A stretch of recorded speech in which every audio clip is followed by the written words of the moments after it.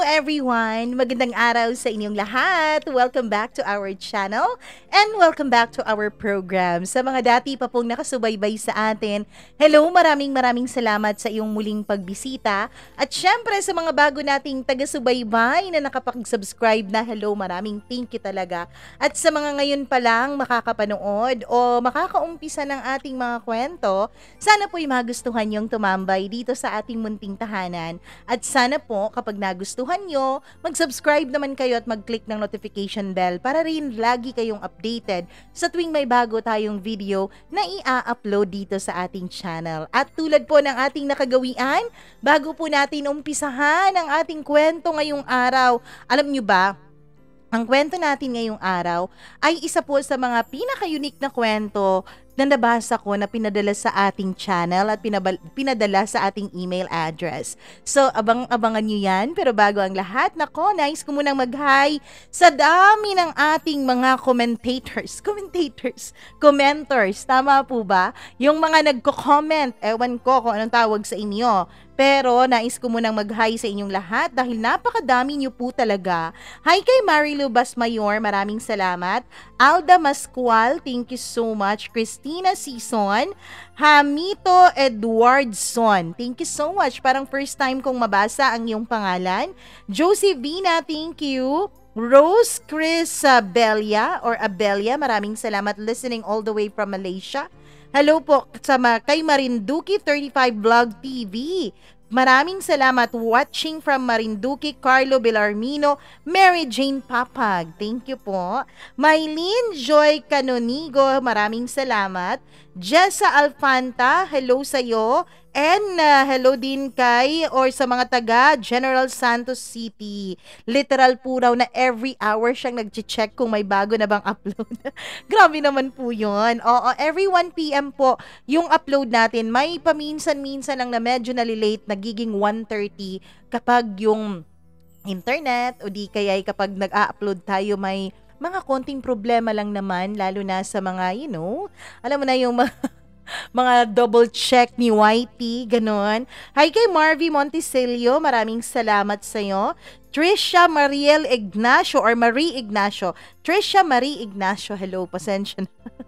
Akala ko L-I pala yun. Dana May Soriano, maraming salamat. Marvy Monticelio, SP Amor Groyal, thank you so much po. Hello din kay Tacy Topaz, tama po ba? Ng Negros Occidental. Hello din kay Christina Kaulian. Maraming salamat, or Kaulian. Ronnie Lansangan. Lasanya tuloy. Nagutom. Hello naman sa mga taga Santa Kitira, Caloocan. Hello din kay Marife Soliano. Sandara Undi, tama pala, Sandara. Happy birthday sa'yo dahil birthday mo today. Happy birthday, Sarah. Hello kay Pinay _Israel. Grabe naman talaga. Hi kay Labs Tutoy, Mr. Trinidad ng Virginia Beach, USA. Ano pala sa USA ngayon? Kasi Friday dito sa atin sa Pilipinas, sa kanila Thursday pa. So, 4th of July. Happy 4th of July sa inyo. Sa mga kababayan natin na nasa Amerika, lalong-lalo na yung mga citizens na doon. Happy 4th of July. Hello kay G. Mercadejas, Jeanette Ramos, Aksa Heliana, maraming salamat all the way from Kuwait. At syempre sa lahat po ng nag-comment sa atin na napakadami naman talaga. Kay Kim, maraming salamat sa iyo. Crystalline Bacornay Colasio, Saranghay, Maria Cristina Crucelio, maraming salamat. Hello din kay Patotoy Yun na lang po ang pagbasa ko sa iyong pangalan, ha? Kasi sa Bisaya po, medyo yung pangalan mo eh. Medyo may alam mo na. Hi din kay Merica Support, LB Lapot, Lady Grace, maraming salamat. Ronnie Lansangan, again, hello sa'yo. Nabasa ko ulit yung pangalan mo. Wilma May Toraha, maraming salamat. Coffee House, Marilyn Miot, thank you so much. Tep TV, maraming salamat din kay Simon Nabor in Korea. Thank you so much. Elizabeth Lagunday, Edsa Banilla, maraming salamat sa iyo. Lia M. Stephen, maraming thank you from Marites Borromeo ng Rome, Italy. Social naman natin, may mga taga US of A, may mga taga Italy. Grabe naman talagang pagka-social ng programang ito, kung saan-saan na nakakaabot. Charot lang. Anyways, dahil nga pangako ko sa mga nagko-comment, nagbibigay ng kanilang mga constructive criticism na bawas-bawasan natin yung intro, kaya eto na. Simulan na natin dahil alam kong excited na kayong lahat. Andito na po ang paborito ninyong programa, ang Dear Mama Mia.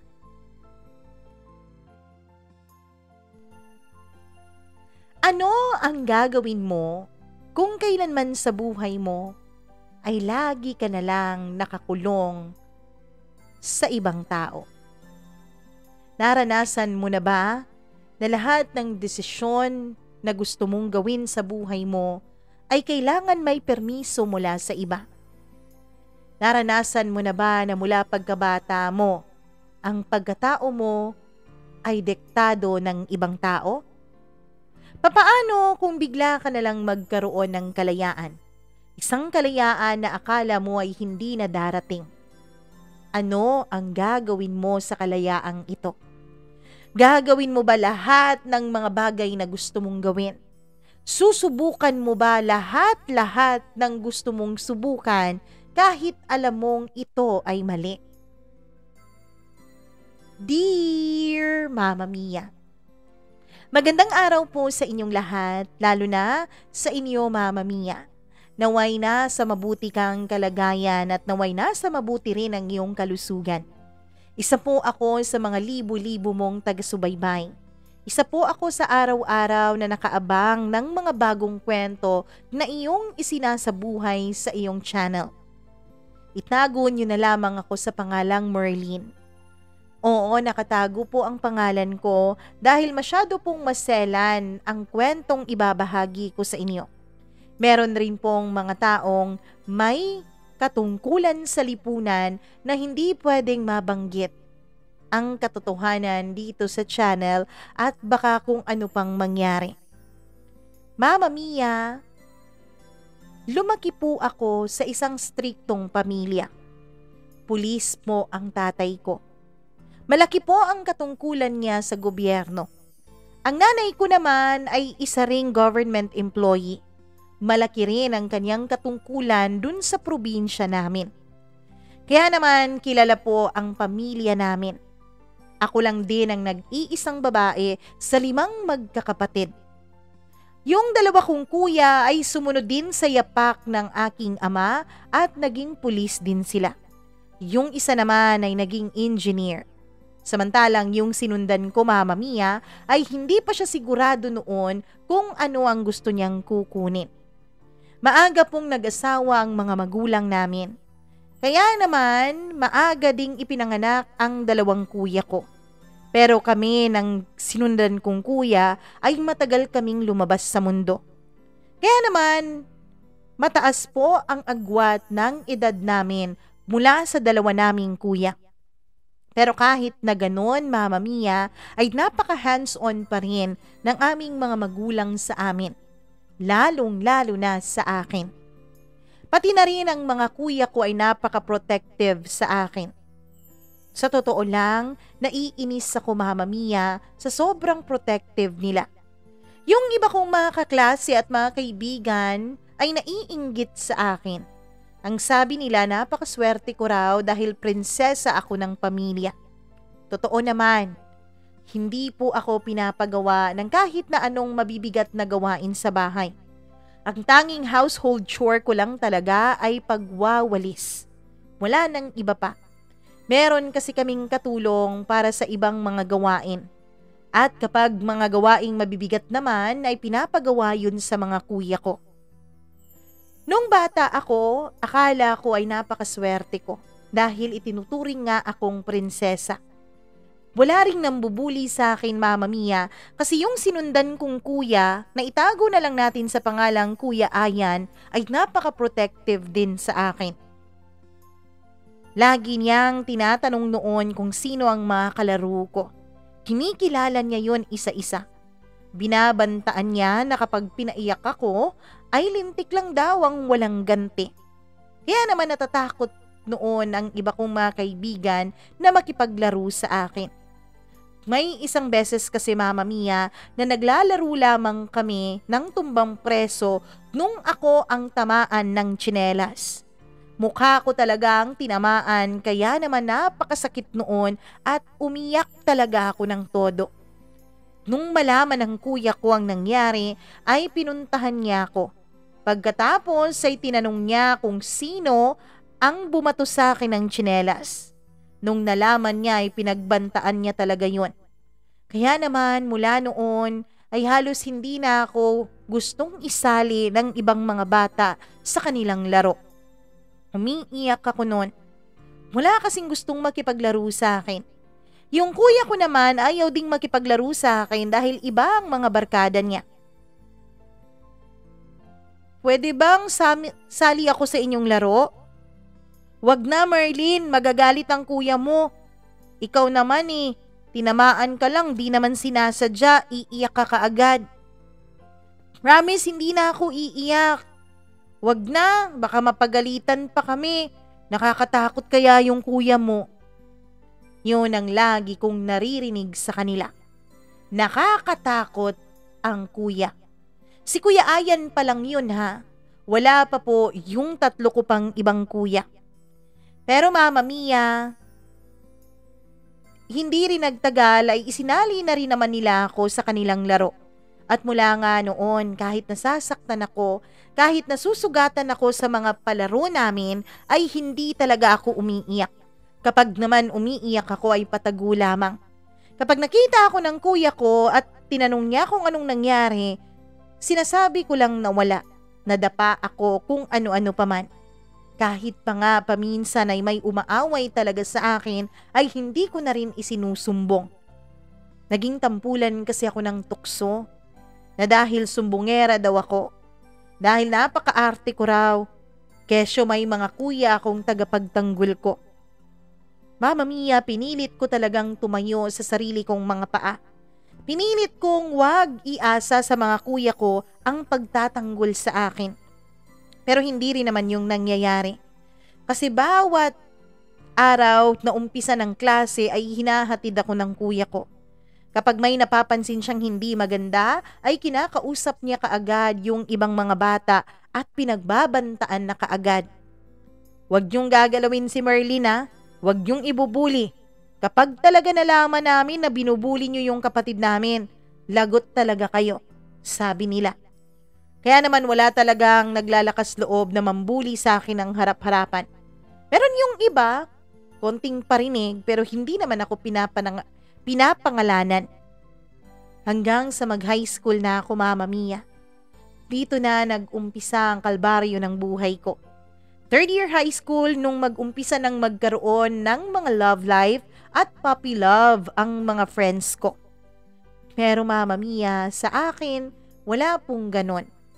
Meron naman akong first love, meron naman akong nagustuhan, at sa pagkakaalam ko ay may gusto din siya sa akin. Sa pagkakaalam ko ay crush din niya ako. Kaya lang hindi niya makuhang lumapit sa akin.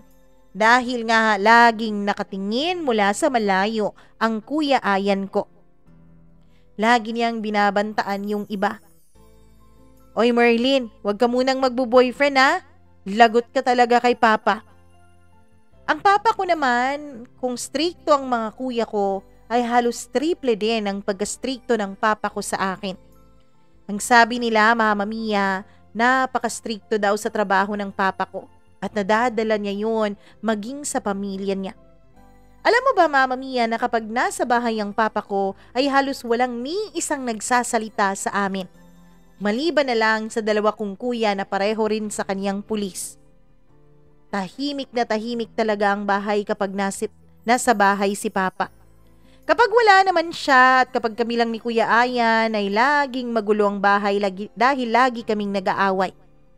Pero kapag nandyan si Papa, akala mo ay batas militar ang umiiral sa aming bahay. Napaka-stricto niya. Hindi lang sa akin kundi sa aming lahat na magkakapatid. Kaya lang nung nag-high school ako ay napansin ko na mas dumoble ang pagka-stricto niya sa akin. O Marlene, nasa na yung card mo? Patingin nga. Eto po, Papa. Bakit may 86 dito? Kasi po, hindi naman talaga ako magaling sa mathematics. Hindi po pwede yung ganito. Dapat line of 9 lahat ng grades mo. Gumaya ka dito sa mga kuya mo, matatalino. Inaasahan pa naman kitang mas matalino sa kanila dahil babae ka. Wala ka ng ibang ginagawa dito sa bahay kaya dapat mag-aral kang mabuti. Opo. Baka naman kaya ganito yung grades mo dahil nagbo-boyfriend ka na. Po, hindi po. Siguraduhin mo lang talaga, Marlene. Dahil sa oras na nalaman kong nagbo-boyfriend ka na, lagot ka talaga sa akin pati yung magiging boyfriend mo.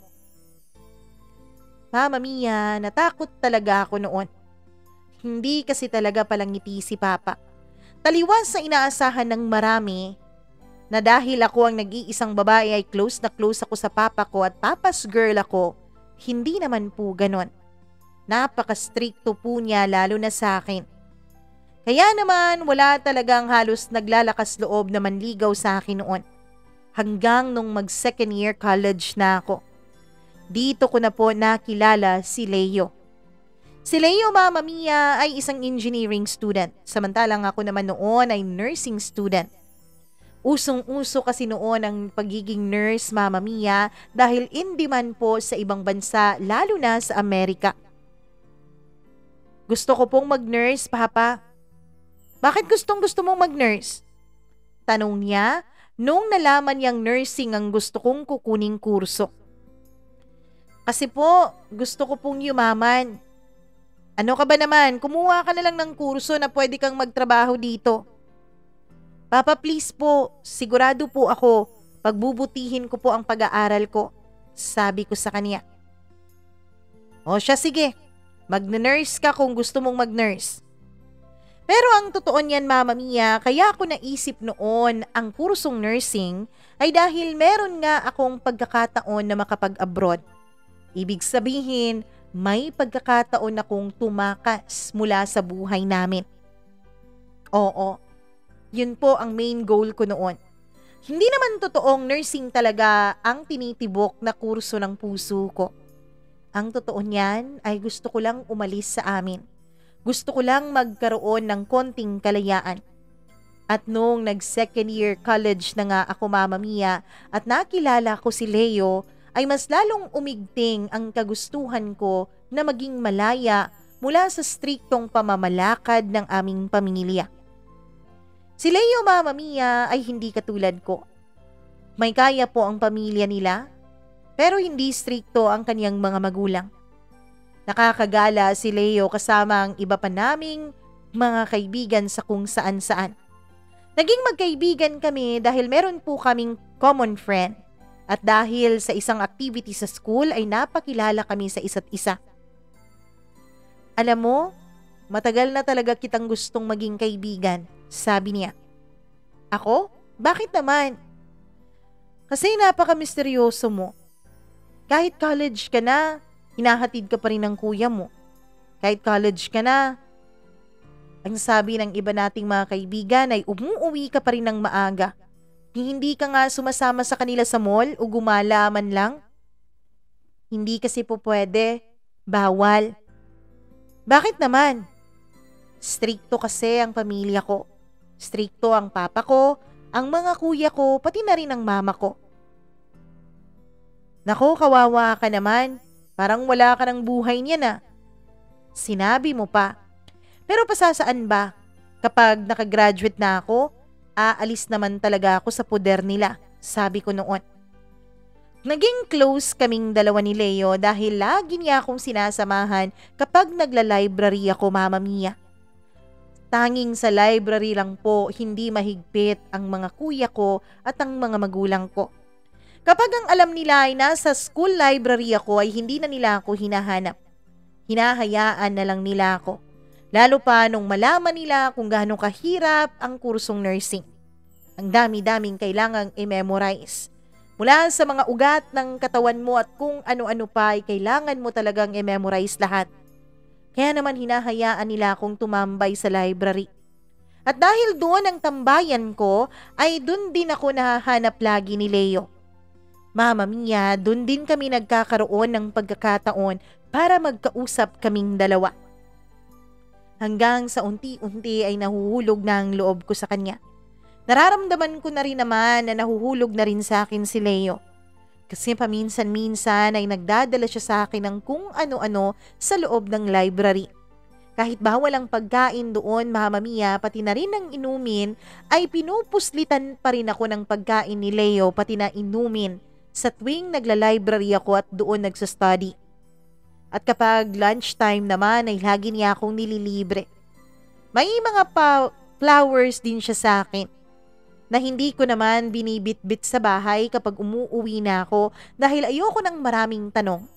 Ayoko na may marami pa akong ipapaliwanag sa mga kapatid at magulang ko. Ang ginagawa ko na lang, Mama Mia, kapag uwian na ay iniiwan ko na lang sa loob ng classroom ang bulaklak na binibigay ni Leo. O di kaya naman ay pinapadala ko sa isa kong kaibigan. Hanggang sa isang araw ay nakita ni Leo na binigay ko sa isa kong kaibigan ang bulaklak na binigay niya sa akin. Mama Mia, kitang-kita ako talagang pagkadismaya sa kanyang mukha. Hinabol ko talaga siya para mag-explain. Leo! Leo! Sigaw ko dahil hindi niya ako pinapansin at mas binilisan pa niya ang paglalakad. Kaya naman tumakbo na ako para lang mahabol siya. Pero nadapa ako nang wala sa oras dahil hindi ko nakita ang isang mumunting bato na naapakan pala ng heels ko. Napasigaw pa ako ng aray. Doon tumigil si Leo at nilingon niya ako at nag-aalala siyang tumakbo pabalik sa akin. Anong nangyari sa'yo? Bakit ka naman kasi tumatakbo? Sabi niya. Kasi hinahabol kita. Hindi mo kasi ako pinapansin eh. Merlin, ganun ba talaga kawalang halaga yung mga binibigay ko sa'yo at binibigay mo sa iba?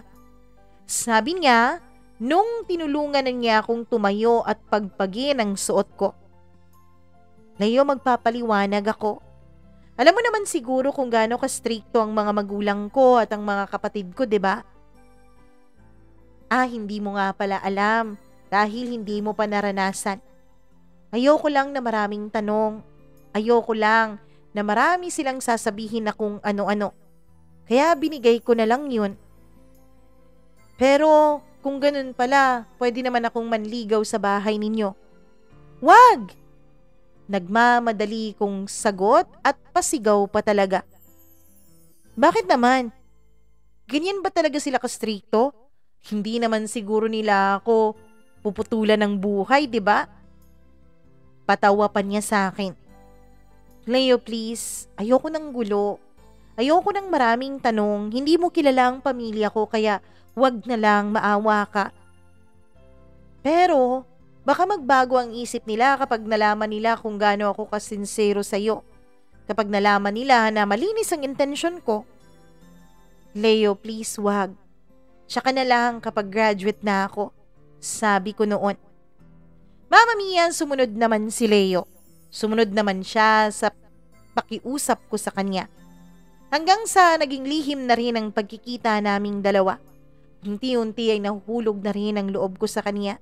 Unti-unti ay minamahal ko na rin siya pero pinipigilan ko pa rin ang sarili ko dahil nga sa takot ko sa mga kuya ko at sa papa ko. Pero Mama Mia, tunay nga palang totoo ang sinasabi ng ibang tao. Hindi mo mapipigilan ang damdamin na umuusbong sa'yo. Lalo pa kapag lagi-laging pinapakita ni Leo sa akin na mahal niya ako. Hindi siya tumigil sa panliligaw sa akin. Kailan mo ba ako sasagutin, Merlin? Mag-iisang taon na akong nanliligaw sa iyo Sabi niya. Leo, pwede naman kitang sagutin pero pwede bang lihim na lang muna ang relasyon natin? Talaga? Sinasagot mo na ako? Oo, pero promise mo walang makakaalam Kahit na sino? Kahit na mga kaibigan natin? Kahit pa mga kaibigan natin. Mula Mula nga noon ay naging sikreto na ang relasyon namin ni Leo. Lagi kaming nagtatagpo sa loob ng library. At nung makagraduate na sa wakas ang Kuya Ayan ko, Mama Mia, ay nagkaroon na rin kami ng konting kalayaan ni Leo na magkita sa labas. Hindi na kasi laging nakabuntot sa akin ang kuya ko. Kaya naman may mga pagkakataon na pumupuslit ako at hindi ako pumapasok sa school. Yun ay kung wala kaming masyadong gagawin. Kapag nangyayari yun ay lumalabas kami ni Leo. Pumupunta kami sa malayo na mall sa amin at dun kami nagdi-date. Nagsisine at ng kung ano-ano. Mama Mia, nasiyahan ako sa kalayaan na naramdaman ko. Mahal ko si Leo. At masaya ako kapag malaya akong nahahawakan ng kamay niya. Kapag malaya akong nagagantihan ng mga halik niya. Kapag hindi ako masyadong nag-aalala kung may makakakilala ba sa aming dalawa. Ang naging paborito naming tambayan ay ang loob ng sinihan. Dahil nga madilim doon, walang masyadong nakakakita kapag naglalampungan kaming dalawa. Mahal na mahal ko na si Leo. Kaya lang, totoo nga din pala ang sinasabi nila na walang lihim na hindi nabubunyag. Mag-aanim na buwan na noon ang relasyon namin ni Leo nung malaman ito ng kuya ko. Nakita kasi kami ng isa niyang kaibigan habang magkahawak kamay kami sa isang food court dun sa mall na malayo sa amin. Hindi ko naman alam na dun pala nagtatrabaho ang isang kaibigan ni kuya. Pag-uwi ko ng bahay ay galit na galit ang papa ko. San ka nang galing? Pasigaw niyang tanong. Sa school po. Sa school? Huwag ka na ngang magsinungaling, Merlin. Totoo naman po ang sinasabi ko, sa school ako nang galing. Abay, magsisinungaling ka pa talaga, ha? Mama Mia, sa unang pagkakataon ay nasaktan ako ng pisikal ng papa ko. Nasampal niya ako dahil sa pagsisinungaling ko. Umiyak ako noon. Pinaninindigan ko talaga ang sinabi ko na sa paaralan ako nang galing. Hindi ko pa kasi alam noon ang katotohanan na may nakakita pala sa aming dalawa ni Leo. Huwag ka na ngang magsinungaling, Merlin. Nakita ka ng isa kong kaibigan. At may kasama ka pa talaga na schoolmate natin. Leo ba yun? Yung pangalan nun? Natakot ako bigla.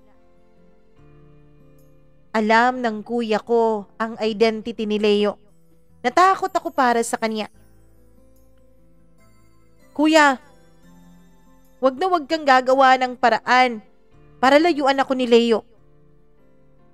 Hindi naman ako gagawa ng paraan kung una mo siyang lalayuan. Dahil kung hindi, mananagot talaga sa akin yung lalaking yun. Abay, nasalisihan ako? Matagal na ba kayong dalawa? Hindi po, bago pa lang po, sabi ko. May nangyari na sa inyo? Tanong ng papa ko. Wala pa po. Wala pa. Habang wala pa, tigilan mo na yan. Makipaghiwalay ka na sa Leo na yan. Pero mahal ko po siya. Ano bang alam mo sa pagmamahal, Merlin? Sumunod ka kung ayaw mong managot yung Leo na yan sa mga kuya mo. Hindi ko sila sinunod, Mama Mia. Sinabi ko kay Leo ang nangyari. Pilit siyang pumunta ng bahay dahil gusto niya raw na makausap ang mga magulang ko, pati na rin ang mga kapatid ko. Wala naman akong intensyong masama sa iyo, Merlin. Mahal naman kita. Pero Leo, please, wag kang pupunta ng bahay. Pero hindi siya nagpaawat, Mama Mia. Pumunta talaga siya sa bahay namin. Nagalit ang mga kuya ko noon. Pinagsisigawan siya na itinataboy. Ako naman, Mama Mia, ay sinabi ko sa kanila na tigilan na si Leo. Pero hindi nangyari yon. 2 araw lang mula nung pumunta si Leo sa bahay, ay nabalitaan ko, Mama Mia, na may mga lalaking pinagtripan siya dun sa may palengke. Walang nakakakilala sa mga lalaking bumugbog kay Leo. Oo, Mama Mia, binugbog siya. Wala namang nakakita ni isa sa mga tao nakasali ang mga kuya ko sa mga nambugbog sa kanya. Kaya lang alam ko talaga ang katotohanan, Mama Mia. Alam kong ang mga kuya ko ang may kagagawan noon kay Leo. Mama Mia, pumunta pa ako sa bahay nila. Dahil alam ko noon na hindi nakapasok si Leo dahil sa sobrang mga pasa na natamo niya. Hindi ako pinapasok ng mga magulang niya. Nagalit sa akin ang mama niya. Layuan mo si Leo. Kung hindi, mapapahamak siya dahil sa'yo. Kilala kasi ang pamilya namin sa aming probinsya, Mama Mia. Kaya naman, may duda na ang lahat na pamilya namin ang may kagagawan noon kay Leo. Pero wala namang maikaso ang mga magulang niya dahil wala namang nakakita sa mga kuya ko. Sa mga nakakita din ay wala namang gustong magsalita at ituro kung sino ang nambugbog sa kanya. Doon ko na-realize, mapapahamak talaga si Leo kung paninindigan ko ang pagmamahalan naming dalawa. Kaya naisip ko noon, Mama Mia, na tatapusin ko na muna ang pag-aaral ko bago ko ipaglaban ang pagmamahal ko kay Leo. Mula noon ay hindi ko na siya pinansin. Kapag pinupuntahan niya ako sa classroom namin ay tinataboy ko siya. Humihingi ng eksplanasyon sa akin si Leo. Please, Merlin, kung iniisip mo yung pambubugbog sa akin ng mga lalaking umambang sa akin noon, hindi yun kawalan sa akin. Hindi ako natatakot sa kanila. Pero wala na akong tinig pang binigay kay Leo. 2 salita lang. Ayoko na. Yun lang ang sinabi ko sa kanya. Ilang araw pa niya akong sinusundan na para siyang aso. Gustong-gusto ko na talaga noon, Mama Mia, na mag-give in. Gustong-gusto ko na siyang yakapin, kumustahin at halikan, pero alam kong hindi dapat.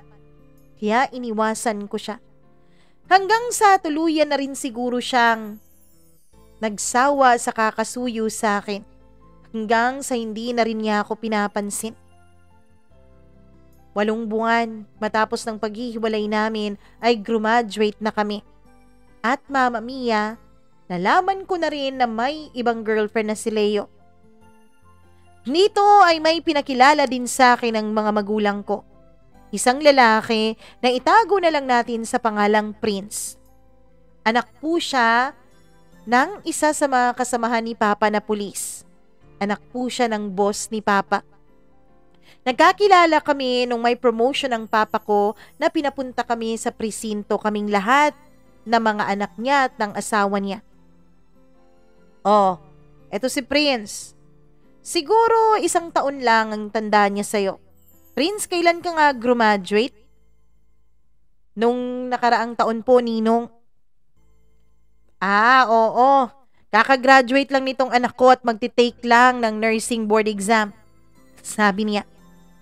Araw-araw nang pinapapunta ni Papa si Prince sa bahay. May kung ano-anong mga dala. Hanggang sa nanligaw na rin si Prince sa akin, Mama Mia. Hindi ko naman talaga siya gusto. May pagkamayabang kasi siya. Kala mo kung sino. Porke ba anak ng isang may ranggo sa gobyerno ay kung sino-sino na o kung sino na ang tingin niya sa sarili niya. May sarili din siyang sasakyan. Kapag dumadating siya sa amin, Mama Mia, ay bumubusi na siya sa aming katulong na para bang amo rin siya ng bahay na yon. Kung makapag-utos siya sa katulong namin, ay parang siya ang nagpapasweldo. Malayong malayo ang ugali ni Prince sa ugali ng mahal kong si Leo. Kaya naman paano ko siya magugustuhan? Sure, gwapo si Prince.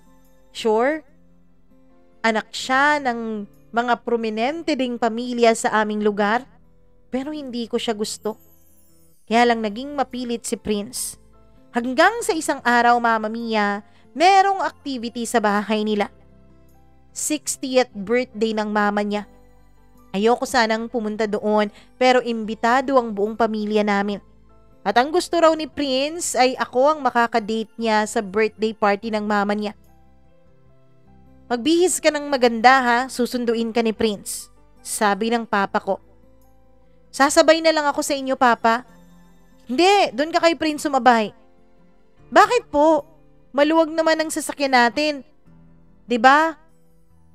Gagamit rin naman si kuya ng sarili niyang sasakyan.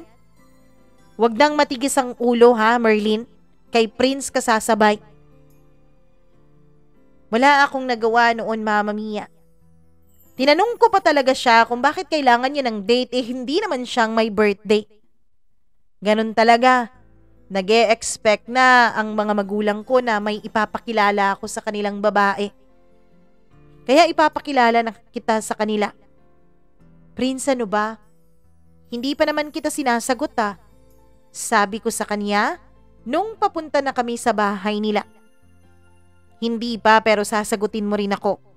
Hindi naman kita ipapakilala bilang girlfriend ko. Bilang nililigawan lang. Nakampante ako sa sinabi niya. Pero Mama Mia, hindi yun po ang nangyari. Pinakilala kami ng aming mga ama sa kanilang mga kumpadre at mga kaibigan bilang magsyota. Marapit na tayong maging magbalae, sabi ng mga magulang namin. Ako naman ay hindi makapag-react, lalo pa nung hinawakan ni Prince ang kamay ko. Gusto ko talagang tanggalin mula sa pagkakahawak niya ang kamay ko, kaya lang alam kong mapapahiya siya doon. At hindi lang siya kundi pati ang mga magulang namin. Kaya hindi na rin ako pumalag. Mama Mia, dun sa party ay naparami po ang inom ko. Dahil na rin siguro sa stress. Nasistress ako dahil sa ginagawa ni Prince. At stress din ako noon dahil nahihirapan ako sa review para sa nursing board exam, Mama Mia. Hindi pa naman ako sanay uminom. Oo, hindi ko naman first time yun uminom. Umiinom naman ako sa bahay kapag may okasyon, pero hindi naman ganun kadami. Kaya lang, iba talaga ang nararamdaman ko noon kaya napainom ako ng marami. Hanggang sa hindi ko na makontrol ang sarili ko. Mama Mia, pumupunta ako noon paulit-ulit sa CR dahil gusto kong lumabas sa katawan ko ang ininom kong alak. Hanggang sa papunta ako ng CR noon nung maramdaman ko na para bang umiikot na pabaliktad ang mundo ko. Oh, ayos ka lang? Tanong ni Prince. Ayos lang ako. Pupunta muna ako ng CR. Sasamahan na kita. Ilang hakbang pa ay tuluyan na akong nawalan ng lakas sa mga tuhod, Mama Mia, hanggang sa hindi ko na talaga kaya ang sarili ko. Doon ay naramdaman kong binuhat ako ni Prince. Prince, saan mo ako dadalhin? Natatandaan ko pang tanong ko sa kanya. Dadalhin kita sa kwarto para makapagpahinga ka. No, hindi. Tawagin mo sina Papa. Uuwi na ako. Papahatid na lang ako sa kanila. Di pwede. Nagkakasiyahan pa silang lahat. Di hatid mo na lang ako, sabi ko. Hindi din pwede. Hahanapin ako ng mga magulang ko. Huwag kang mag-alala. Ihihiga lang naman kita sa kama pagkatapos ay lalabas na ako at makikisaya sa mga bisita. Mama Mia, wala na akong nagawa noon. Naramdaman ko na lang na lumapat na ang likod ko sa malambot na kama. Naramdaman ko rin, Mama Mia, ang pagbubukas ni Prince sa zipper ng suot kong bestida noon. Pinipigilan ko pa siya. Sinasabihan ko pa siyang wag niyang ituloy pero tinuloy pa rin niya. Hanggang sa tuluyan na akong nawala ng malay. Nagising na lang ako, Mama Mia, dahil sa isang malakas na tili. Tili pala yun ng mama ni Prince. Pagkagising ko ay masakit na masakit pa talaga ang ulo ko. Halos hindi ko maimulat noon ang mga mata ko. Kaya lang, Mama Mia, nung ginalaw ko ang kamay ko ay may nahawakan akong figura ng tao sa tabi ko. Doon ako nataranta. Kailanman ay wala akong katabi kapag natutulog ako sa gabi. Kaya nagulat ako kung bakit may katabi ako noon. Pagmulat ko ng mata ko, Mama Mia, ay dun na sunod-sunod ang naging tili ng mami ni Prince. At nung Tinignan ko kung sino ang katabi ko, yun ay walang iba kundi si Prince. Pareho kaming dalawa na hubot-hubad. Hubot-hubad siya, pati na rin ako. Nakita ko na lang ang damit na suot ko sa party na nasa sahig na Mamma Mia. Ang sumunod na eksena ay hindi ko talaga malilimutan. Ang papa ni Prince lumapit sa amin at saka sinuntok si Prince. Nagising ito dahil sa suntok ng papa niya. "Ano bang ginawa mo? Anong ginawa mo kay Merlin?" sabi ng papa niya. Naalimpungatan pa noon si Prince. Tuloy-tuloy ang naging sigaw ng papa niya. Ano na lang daw ang sasabihin ng papa ko. Mamma Mia, umiiyak na ako noon na tinago ang sarili ko sa kumot. "Magbihis kayong dalawa," sigaw ng papa niya bago isinara ang pintuan. Pagkaalis nila ay tinanggal ko ang kumot sa mukha ko. Sinuntok ko si Prince. "Anong ginawa mo sa akin?" tanong ko. "Wala akong ginawa na hindi mo nagustuhan. Lahat ng ginawa ko, binalik mo rin sa akin." "Sinungaling ka? Ang natatandaan ko, binuhat mo ako papunta dito. Ang natatandaan ko, sinabi ko sa'yo na tawagin mo ang mga magulang ko dahil uuwi na ako. Pero nagpumilit ka. Gusto lang sana kitang ihiga. Pero nung inihiga na kita, niyakap mo ako pagkatapos sinalikan mo ko. Lalaki lang ako at nakainom, kaya naman pinagbigyan na rin kita sa gusto mo." "Talaga ba, Prince?" Nag-aaway na kami nung biglang sumigaw ulit ang papa niya. "Magbihis na kayo dyan. Merlin, parating na ang mga magulang mo." Mamma Mia, natakot ako noon. Dali-dali akong nagbihis. Kahit na hirap akong isuot ang damit ko dahil mula pa sa likuran ng zipper noon ay pinilit ko talagang abutin yon. Ayokong magpatulong sa demonyong si Prince. Paglabas namin, ilang saglit pa ay dumating na rin ang mga magulang ko. Bigla silang nag-usap ng mga magulang ni Prince. Pagpapakasal na ang naging topic nila. Mamma Mia, umalma ako. Pero pinatigil ako ng papa ko. "May nangyari sa inyong dalawa. Hindi pwedeng kumalat ito dito sa probinsya natin. Nakakahiya. Nag-iisa kang babaeng anak ko, Merlin. Kaya nararapat lang na pakasalan ka ni Prince." "Ano, Prince?" matapang na tanong ng papa ko kay Prince. "Wala pong problema sa akin, tito. Papakasalan ko po si Merlin." Mamma Mia, tulad nung bata pa ako, wala na rin akong nagawa. Itinakda ang kasal naming dalawa ni Prince. Gusto kong maglayas noon, pero paano ko yun gagawin? Bantay sarado ako ng mga kuya ko. "Alam namin ang binabalak mo. Kung balak mong tumakas at takasan ng kasal na to, wag mo nang gawin. Hinding-hindi ka mapapatawad ni Papa kapag sinira mo ang pangalan niya," ang sabi noon ng mga kuya ko.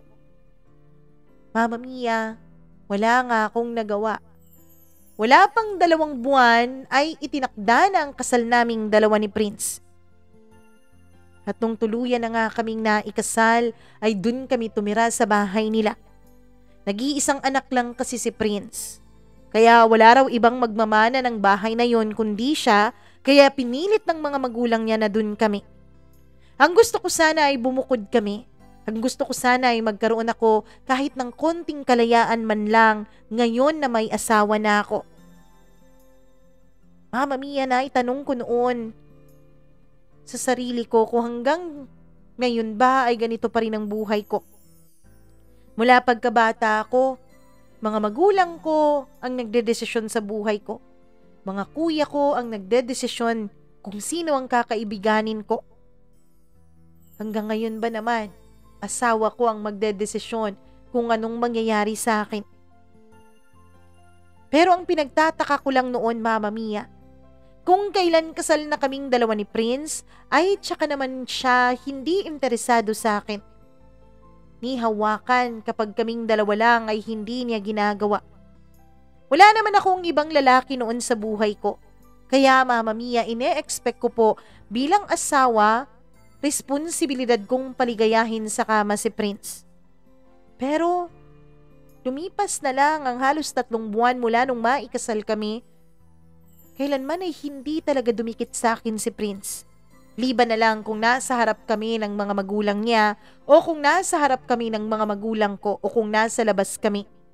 Alam mo yun Mama Mia, kapag nasa labas kami ng bahay, kapag may mga ibang taong nakakakita sa amin ay ang sweet-sweet niya. Hinahawakan niya ang kamay ko, panaka-naka ay hinahalikan niya ito. Minsan-minsan niyayakap niya rin ako out of nowhere. Hinahalikan ng noo ko ang pisngi ko. Kung titignan mong mabuti ay para kaming lovebirds, para kaming mahal na mahal ang isa't isa. Para siyang dakilang asawa. Marami sa mga kaibigan ko ang nagsasabi na napakaswerte ko daw. Bukod sa mayaman, gwapo pa si Prince at mahal na mahal raw ako. Ang nakikita lang nila kasi ay ang kung ano kami sa labas ni Prince. Ang hindi nila alam, Mama Mia, na kapag kami lang dalawa sa bahay o kapag nasa loob kami ng kwarto namin, ay parang estranghero ang trato niya sa akin. Parang hindi kami magkakilala. Ni pansinin ay hindi niya ginagawa sa akin. Liban na lang kung hinahanap niya sa akin ang mga damit niya o ang mga gamit niya. Isang gabi, Mama Mia, hindi ko alam pero nagiinit ang pakiramdam ko noon. Siguro nga dahil malapit na akong datnan nung mga panahon na yon. Hindi ba normal lang naman, Mama Mia, na akitin ko ang asawa ko? Dahil asawa ko naman siya. Nagsuot ako noon ng sexy kong damit pantulog.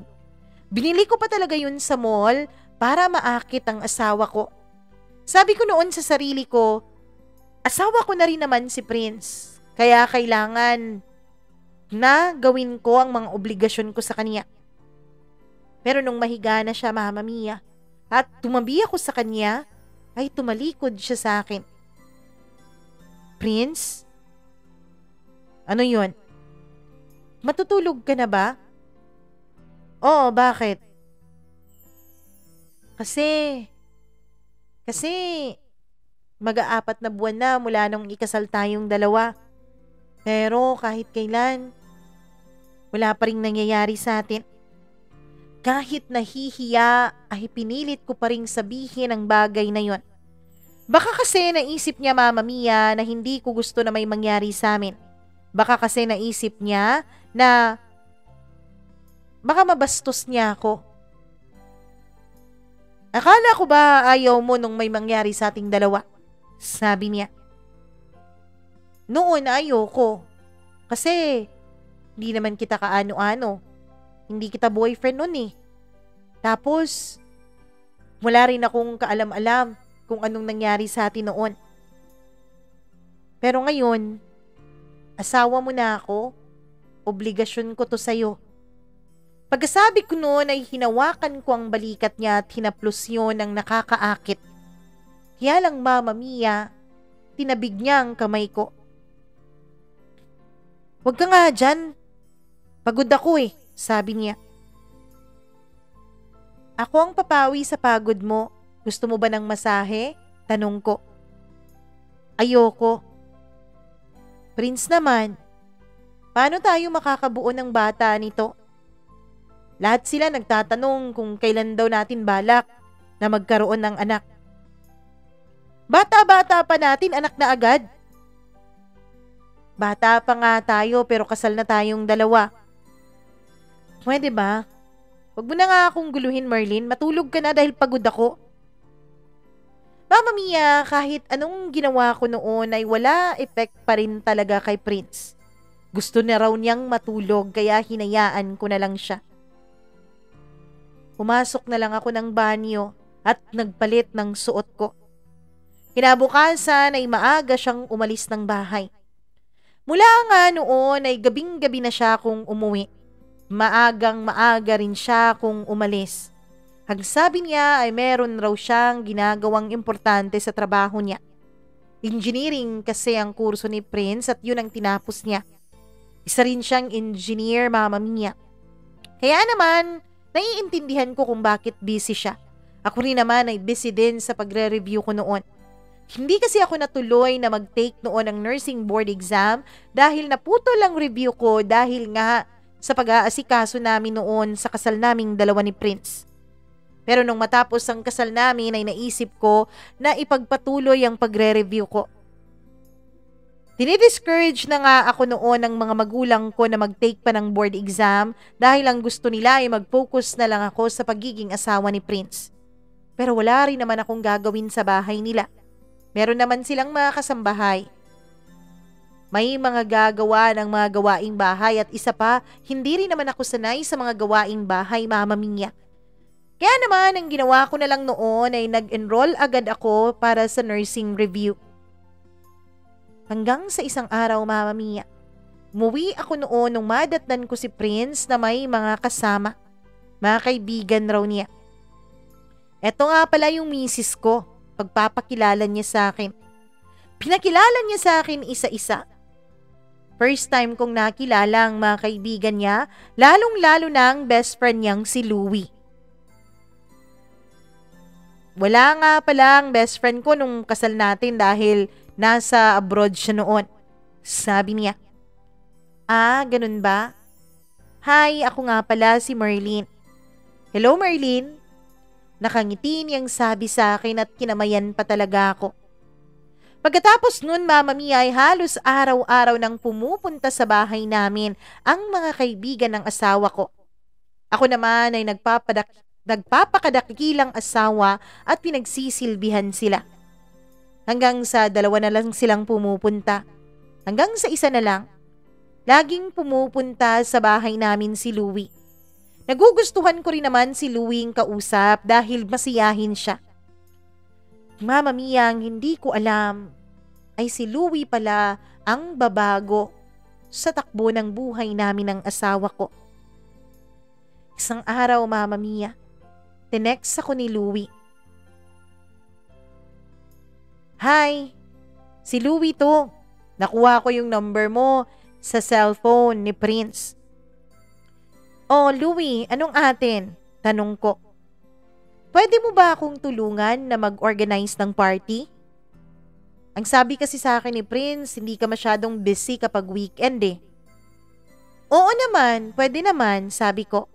Nakaka-excite naman yan. Kaninong party ba? Sa akin. Birthday ko kasi. Mama Mia, tinulungan ko nga siya. Lahat ng mga gusto niyang pagkain, catering, o kung ano-ano pa man. Na-invite mo na ba yung mga kaibigan mo? Ako nang bahala doon. Ako nang bahala sa invitation. Sabi niya. Okay, sige. Huwag kang mawawala sa Sabado ah. Sabi niya sa akin na yun ang araw ng kanyang birthday. Oo naman. Sasabihan ko si Prince. Wag na, sinabihan ko na yun. Alam na niya. Pero hindi niya alam na pupunta ka. Bakit naman? Gusto ko rin siyang i-surprise eh. Kasi wala ako nung birthday niya at nung kasal niyong dalawa. Kaya ipapasundo na lang kita ha. Wag na, Louie. Alam ko na naman kung saan ang bahay niyo eh. Ako na lang mag-isa, magta-taxi na lang ako. Sigurado ka? Oo. O eto, duplicate ng bahay ko. Pumasok ka lang ha. Kasi 'di ba, magde-decorate pa tayo. Baka kasi matagalan ako eh. Sabi niya. Okay, sige, walang problema. Mama Mia, hindi ko alam na yung araw pala na yun ay hindi naman pala birthday ni Louie. May inihanda lang talaga siyang sorpresa sa akin. Pagdating ko sa bahay niya ay wala pang ang tao. Naisip ko noon na baka nasa trabaho pa si Louie at may inaasikaso pa. Dahil meron naman akong susi na bigay niya, ay pumasok na ako sa loob. Pagkapasok ko sa loob, Mama Mia, ay may nararamdaman ako na may kasama akong ibang tao. Hanggang sa may naririnig akong mga mumunting boses na nagmumula sa kwarto. Akala ko noon ay nandoon si Louie. Hindi ko na sana siya estorbohin. Ang ginawa ko na lang, Mama Mia, ay gumawa na lang ako ng mga lobo na siyang ginagawa kong pang-decoration. Ilang minuto pa, Mama Mia. Natahimik akong gumagawa ng decoration ko nung biglang bumukas ang kwarto. At gulat na gulat ako, Mama Mia. Dahil lumabas doon mula sa kwarto, walang iba kundi ang asawa kong si Prince na walang kahit na anumang damit. Nakalaylay pa talaga ang lawit niya, Mama Mia, at kitang-kita ko yon. Napatili pa talaga ako dahil first time kong makakita ng ganon ng live. Dahil wala naman talagang nangyayari sa aming dalawa. Prince? Sigaw ko. Merlin, anong ginagawa mo dito? Pagkasigaw niya ay sumunod naman na lumabas si Louie na katulad niya, Mama Mia, ay wala rin kahit na anong saplot. Louie? Mama Mia, nagulat din si Prince. Paano ka nakapasok? Binigyan ako ni Louie ng susi. Dahil birthday niya. Birthday? Hindi mo naman birthday ah. Nilingon ni Prince si Louie. Sorry babe, pero kailangan na talagang malaman ng asawa mo ang totoo. Ayoko nang patago-tago tayo. Ayoko nang paminsan-minsan lang tayong nagkikita. Totoo? Anong totoo? Hindi pa ba obvious, Merlin? Sabi ni Louie. Louie, ginawa mo akong tanga para lang mahuli ko kayo? Merlin, gusto kita bilang kaibigan, kaya ayokong nagiging tanga ka. Kaya eto, hindi naman kasi magawa-gawa ni Prince na sabihin sa'yo ang totoo. Natatakot siya sa papa niya. Anong ibig sabihin nito, Prince? Ibig sabihin ba, wala talagang nangyari sa atin noon? Yumuko si Prince, Mama Mia. Pwede ba magbihis muna kayong dalawa? Nakakaasiwa kayong tignan eh. Tumalikod ako at pumunta ako ng kusina at kumuha ng tubig dahil hindi ko na talaga alam kung papaano huminga ng tama noon. Pumasok naman silang dalawa sa loob ng kwarto. Pagkalabas nila ay may mga suot na silang damit. Noon, Mama Mia, ay humingi ng tawad sa akin si Prince. Ginamit lang pala niya ako. Ginamit niya ako para pagtakpan ang tunay niyang pagkatao. Dahil kahit kailan ay hindi raw siya lumaya mula sa mga magulang niya. Noong umpisa daw ay sinabihan niya ang mama niya tungkol sa kanyang tunay na pagkatao kaya lang nagalit ito. At ang sabi niya, wag na wag raw sasabihin ni Prince sa kanyang ama ang tunay niyang kasarian, kung hindi ay baka mapatay siya nito. Sa takot ni Prince, Mama Mia, ay pinilit raw niyang magpakalalaki. Pero hindi raw niya kinaya, lalo na nung makilala niya sa college si Louie. College pa raw ay silang dalawa na. Nililihim nila ang kanilang relasyon.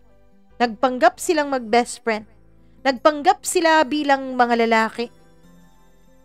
At nung makilala daw ako ni Prince, siguradong sigurado raw siya na hindi ko siya mamahalin.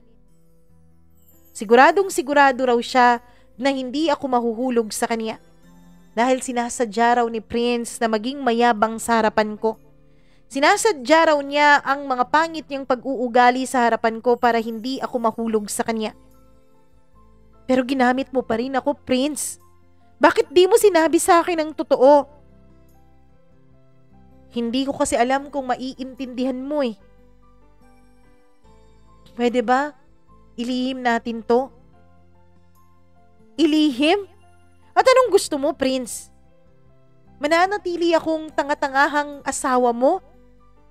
Akala ko, ayaw mo lang talaga sa katawan ko. Akala ko, hindi lang talaga ako attractive para sa'yo. Alam mo bang nag-enroll ako ng gym para sa'yo? Alam mo bang nag-diet ako? Dahil akala ko hindi ako kaakit-akit sa'yo. Oo, Prince, hindi naman talaga kita ganun kamahal, kaya lang asawa mo ko eh. Alam ko, obligasyon ko yun sa'yo at obligasyon mo yun sa akin. Pero kaya pala hindi mo ako magawang galawin dahil hindi pala ako ang tipo mo. Hindi pala tayo talo, sabi ko. Ngayong alam mo na ang totoo. Please, maawa ka. Huwag mong sabihin sa mga magulang natin o kahit na kanino ang katotohanan ito. Pwede bang itago mo ang sikreto namin ng asawa mo? Sabat naman ni Louie. At bakit mo pa ipinaalam sa akin, Louie? Kung gusto mo palang itago ang lahat ng ito. Ipinaalam ko sa'yo dahil gusto kita bilang kaibigan. Ayokong nakakulong ka sa ganong klaseng pag-iisip. Kinikwento kasi sa akin ni Prince kung gano'ng ang naging effort mo para maakit mo siya eh. Gusto kong malaman mo ito dahil gusto kong maging malaya ka. Anong ibig mong sabihin? Gawin mo kung anong gusto mo. Pero pwede bang patagulang yon? Gawin mo ang makakapagpaligaya sa'yo. Pero patagulang please. Sa harap ng maraming tao, lalo na sa harap ng mga magulang natin, pwede bang maging dakilang mag-asawa tayong dalawa? Mama Mia, binigyan ako ng kalayaan ni Prince. Kalayaan para sa sarili ko. Hindi ko alam kung bakit, pero dahil sa sobrang sabik ko na maging malaya, sa sobrang sabik ko na gawin ng lahat ng gusto kong gawin, ay pumayag ako sa mungkahi niya sa akin. Mama Mia, may mga panahon na kunwari ay nagbabakasyon kaming dalawa. Na kunwari ay nag-honeymoon kami pero ang totoo ay silang dalawa naman ni Louie ang magkasama at ako ay gumagala ng mag-isa. At dun nagsimula ang pagiging wild ko, Mama Mia. Naisip ko kasi noon, wala namang mawawala sa akin dahil ang alam ng maraming tao ay may asawa ako. Umpisa yun nung makita ko ulit si Leo.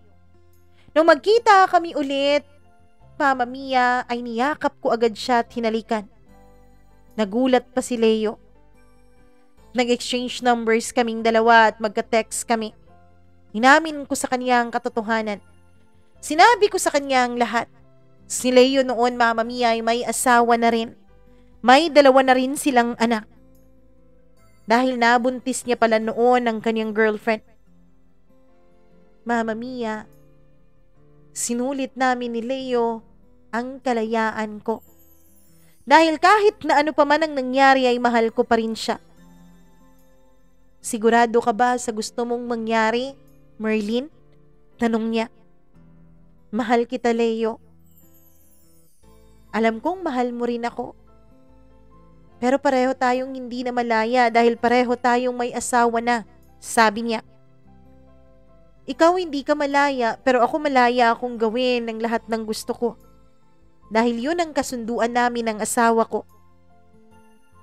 Mama Mia, nagkaroon nga kami ng relasyon ni Leo.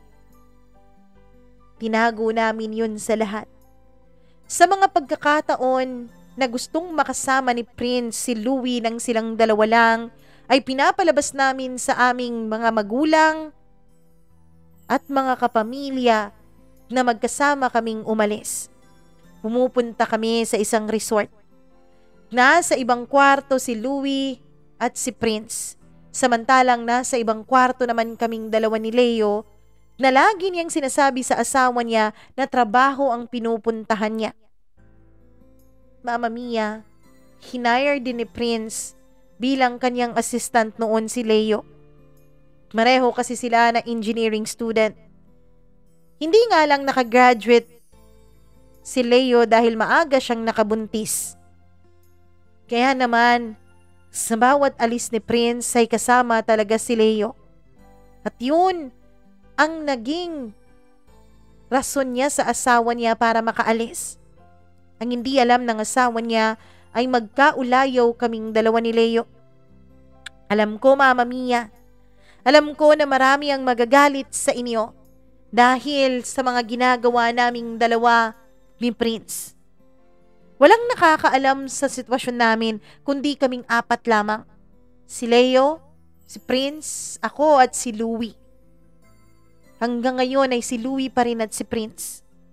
Ang usapan namin ni Prince, Mama Mia, ay magpapaanal kami ng kasal sa oras na mamatay na ang kanyang ama. Oo.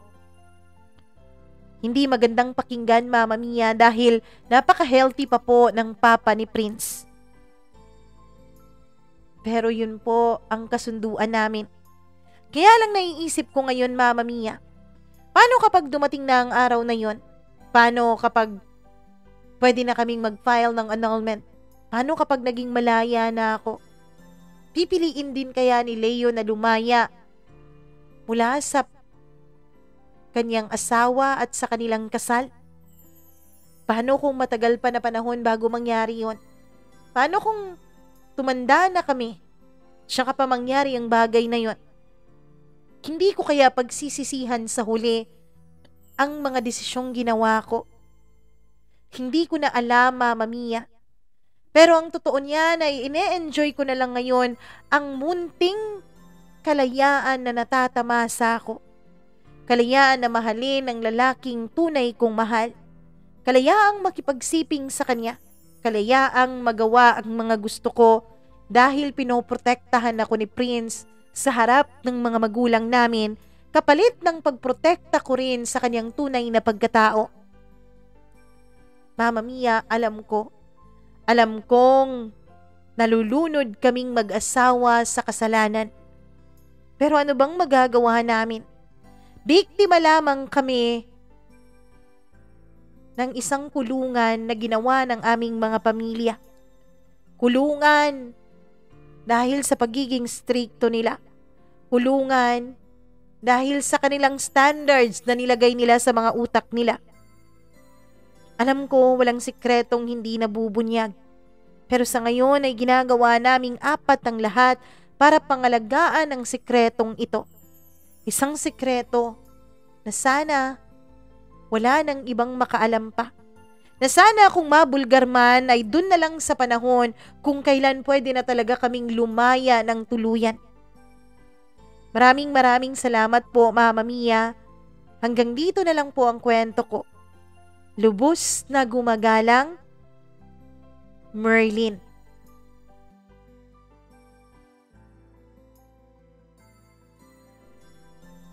O diba, sabi ko sa inyo, kakaiba ang kwento ni Merlin. Naku Merlin, kakaiba naman talaga ang kwento mo, pero tama ka eh. Nagpapakalunod kayo at nagtatampisaw kayo ngayon sa isang napakalaking kasalanan. Parang ginawa niyong biro ang kasal. Parang ginawa niyo siyang laro. Parang hindi niyo siya nirespeto. Hindi lang talaga parang, hindi niyo nirespeto yung kasal. At yung kasal pa naman ay importante para sa ating Panginoon. Oo, ay may sound preachy, pero ito talaga ang katotohanan eh. Hindi ka naman talaga tuluyang naging malaya, Merlin eh. Ikinulong mo lang sa panibagong kulungan ng sarili mo. Sa isang kulungan na mas munti, sa isang kulungan na mas maliit, sa isang kulungan na mas madilim, sa isang kulungan na mas mabaho. Hindi ka tuluyang lumaya. Ang totoo niyan, ang katotohanan ay siyang tunay na kalayaan. Merlin, alam ko hindi ka humihingi ng payo pero bilang nag-share ka naman ng kwento mo dito sa ating programa, siguro naman meron kaming konting kalayaan para rin magsabi sa iyo ng aming mga haka-haka, syempre opinyon, syempre ng aming nararamdaman. Ako kasi Merlin, naniniwala ako eh. Tuluyan ka lang talagang maging tunay na malaya kapag sinabi mo na sa lahat ang katotohanan. Sabihin mo kay Prince na lumabas na lumantad na. Alam mo, kasalanan eh, na pinagbibigyan mo yung asawa mo sa ganyan yung alam mo na, kasarian dahil mag-asawa kayo. Tapos gumawa ka pa talaga ng iba pang kasalanan. Pareho kayong may asawa ni Leo. Pareho kayong kasal. Hindi lang buhay mo ang magbabago, kundi buhay din ng asawa ni Leo at ng kanyang mga anak. Siguro dahil hindi ka pa niloko or siguro dahil hindi mo masyadong mahal si Prince, hindi mo naramdaman kung ano talaga ang sakit na nararamdaman ng isang taong niloko.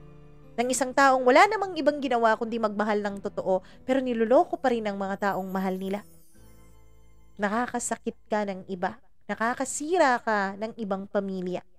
Kaya sana tigilan mo na ang relasyon ninyong dalawa ni Leo. At sana rin lumantad ka na at ilantad mo na kung ano ang katotohanan sa kasal ninyong dalawa ni Prince. Sana magkaroon ka talaga ng lakas ng loob na gawin ang mga sinabi ko sa iyo. At syempre, panoorin at basahin mo rin yung mga komento ng ating mga listeners dahil alam kong may masasabi talaga sila nitong sulat mo. At maraming salamat sa iyong tiwala na isulat at ikwento sa amin ang kwento ng iyong buhay at ng iyong pagiging asawa kay Prince.